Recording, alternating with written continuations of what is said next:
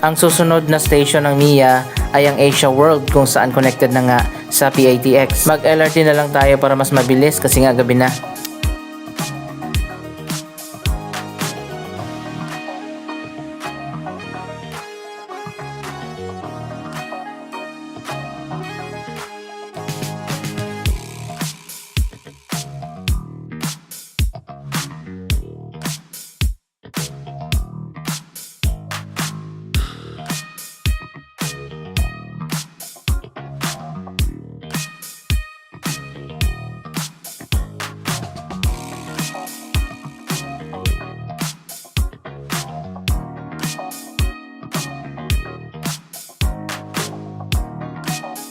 Sa ngayon, konti pa rin talagang sumasakay dito sa MIA Station. Hindi pa rin kasi ginagawa ng MMDA yung footbridge na putol na nagko-connect sa kabilang side ng Rojas Boulevard papunta dito.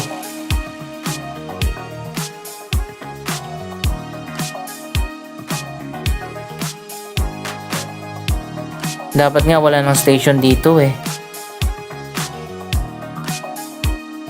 Anyway, dito na nga tayo sa loob ng PITX. Tingnan din natin ang mga bagong bukas na mga stores, mga restaurant, mga cafe.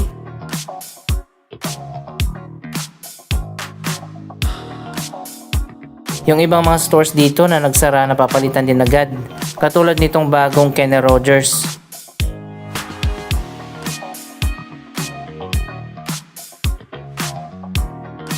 May Jayco na rin dito. Isa pang bagong bukas ang King's Bake Shop.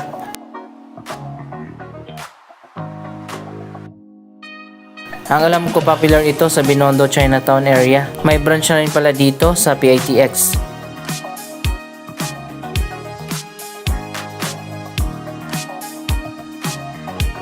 May supermarket din dito, ang Robinson's Easy Mart, at halos lahat ng mga fast food chain ay meron dito.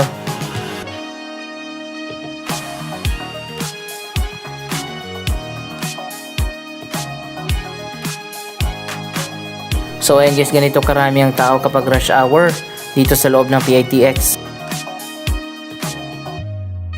Mas marami ang commuters dito, napaka-Cavite talaga.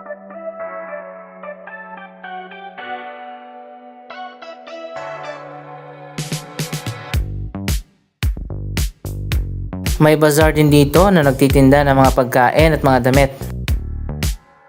May pasalubong store din. Nasa second floor kasi ang mga provincial bus.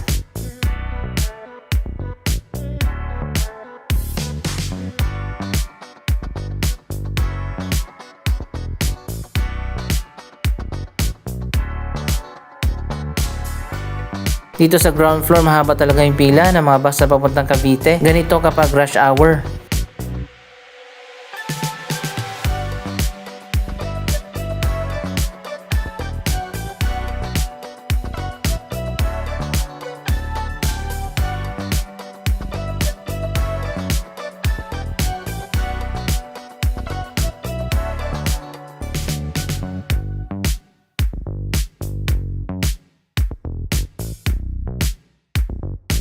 Ano na palang nangyari doon sa balak ng PITX na magtayo ng Passenger Building Terminal 2? Wala na tayong balita sa proposed project na yon. Sana matuloy na yung Terminal 2 building para mabawasan na yung mga tao dito sa loob.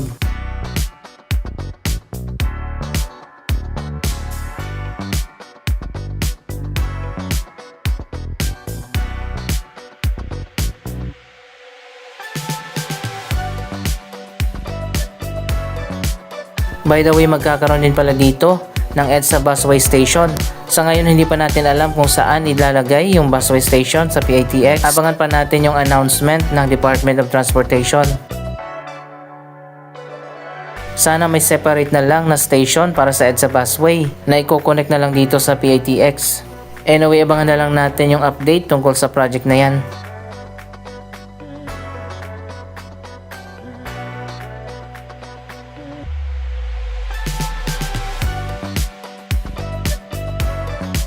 Ayan dito sa dulo, sa gate 10, ang EDSA Busway o EDSA Carousel. Sa second floor naman tayo, nandito ang mga provincial bus. Sobrang dami din ng tao dito.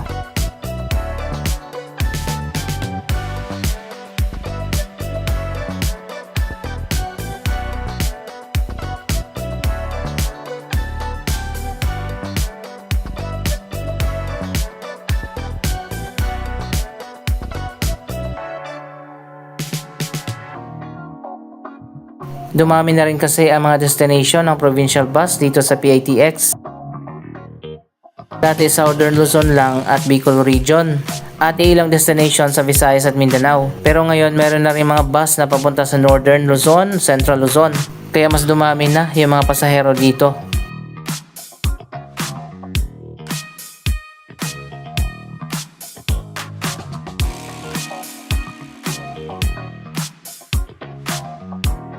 Dapat kasi magkaroon na ng integrated terminal dyan sa may north.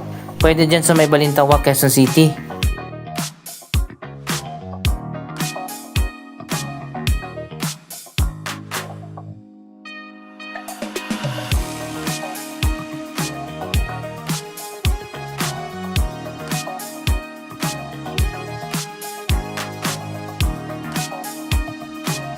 Ayan, medyo maluwag dito sa dulo. Mga biyaheng Northern Luzon ang makikita natin dito.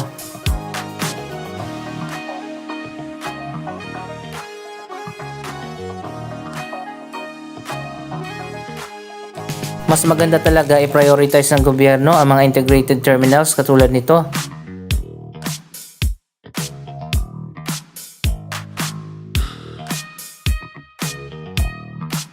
Ayan, may Cavite bus din dito guys, kaya mahabang pila. Dito yata yung papunta ng Tagaytay, Alfonso, Indang, 13 at iba pa. Doon naman sa baba yung Bacoor, Imos, Dasma. Grabe no, pahirapan talaga pag uwian na ang Cavite commuters.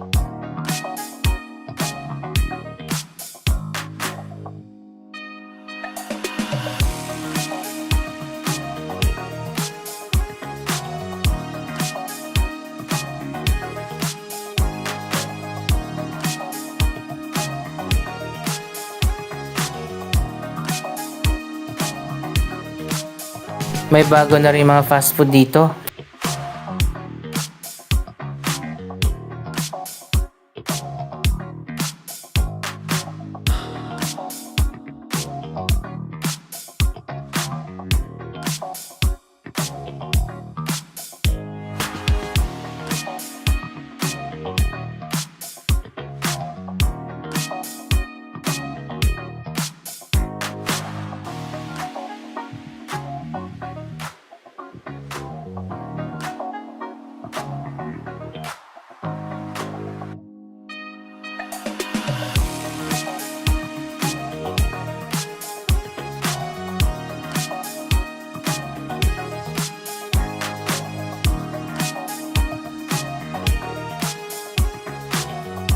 May ticket booth din dito para sa mga provincial bus.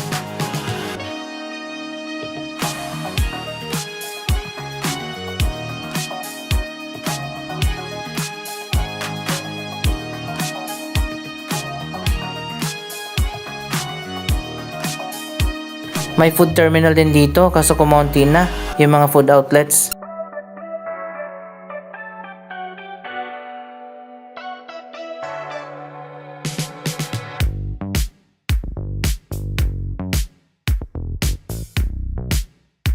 Dati sobrang dami na nagtitinda dito, ngayon konti na lang.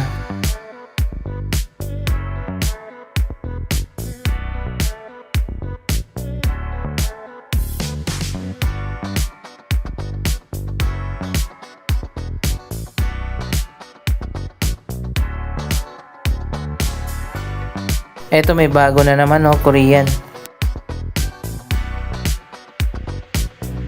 Akit na tayo dito sa 3rd floor, papunta na sa LRT.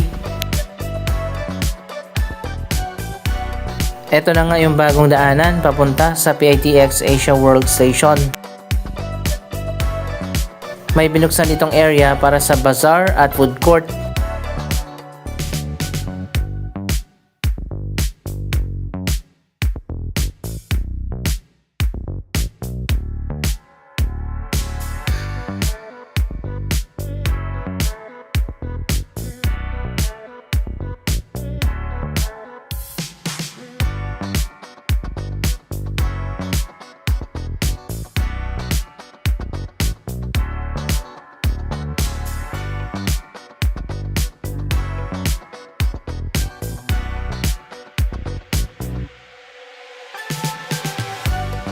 Ayan guys, marami pang vacant dito. Pwede pa kayo magtinda ng damit o di kaya pagkain.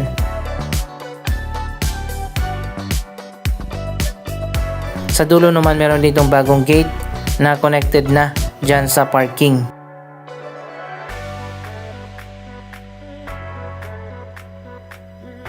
Ito yung sinasabi ko sa inyo ng mga bagong commercial space na magbubukas.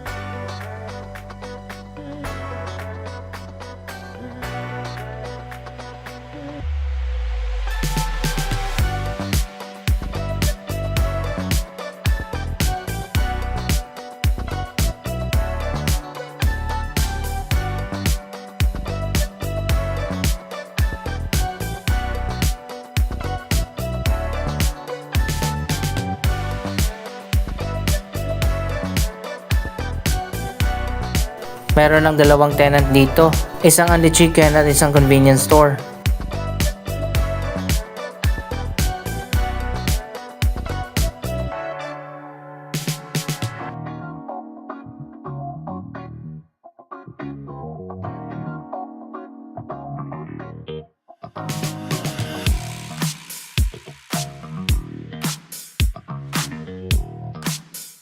Marami na rin ang bilihan ng mga pagkain dito.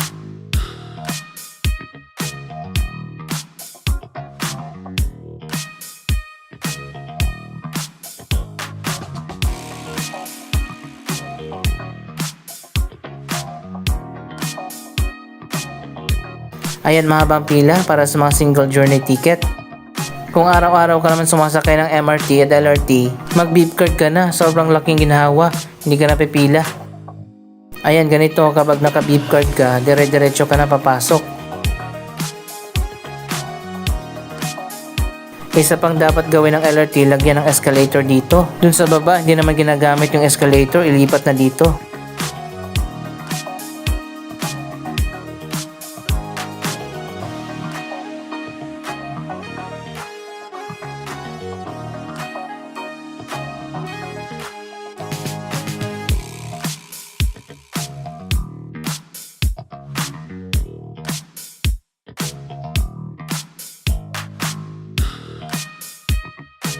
Anyway, dito na tayo sa Asia World PITX station.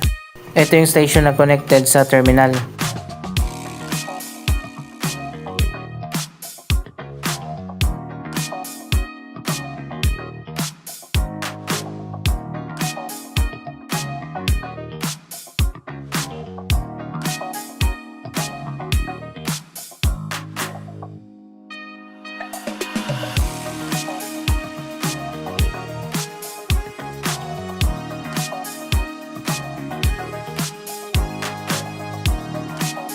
Masarap sumakay dito sa PITX kasi makakaupo ka pa. Marami kasing bumababa dito sa may PITX.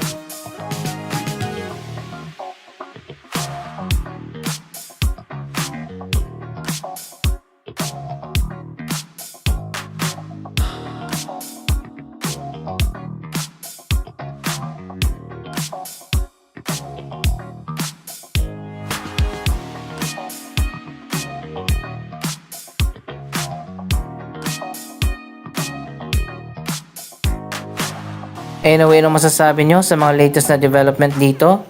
Mag-comment lamang dyan sa baba ng inyong mga reaksyon. Maraming salamat sa inyong panonood. Huwag kalimutan na i-like, i-share ang video ito at mag-subscribe. Thank you for watching!